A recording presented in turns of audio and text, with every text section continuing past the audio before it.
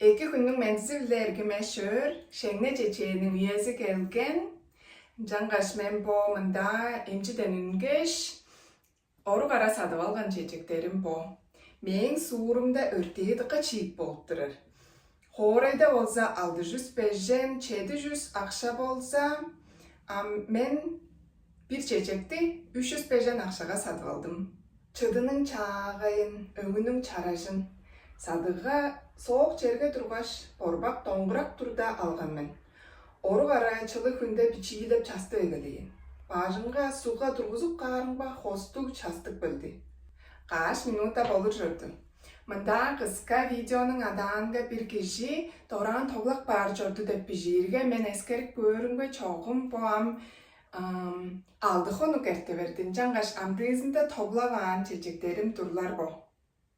1 çeçek, 2 çeçek, 3 çeçek, 4 çeçek, 5 çeçek. Ununun ucun keskeş baza suga suppayn. O tuskay mındık çeçek gezer haçılımı. İzlik suga kalbayıp pan çeçeklerini sukkarga küş kirip geyedir çüven omcanışmen. İyikün burukar, ncar, izlik suga suktum. Amda adurlar görünerden.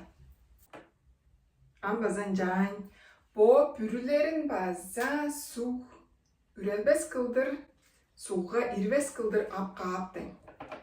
Suğunu kirlendirbes, o adakka pürülerini ncar ap kaapkaş. Suğun kayndır alırın utuk bamen jangaş o suğu kayndırtırım. Taraştır bulurum.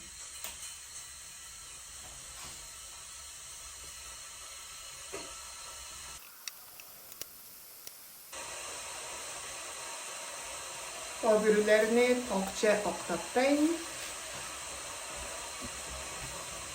Eridi suğunu baza pötteyim.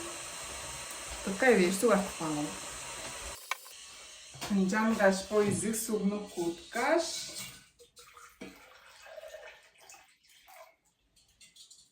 Çeçeklerini turguzup payın. Kancar eves köreýeliňer. Oy, togla ögeledi. Bu ortasında çeçek toglap dur.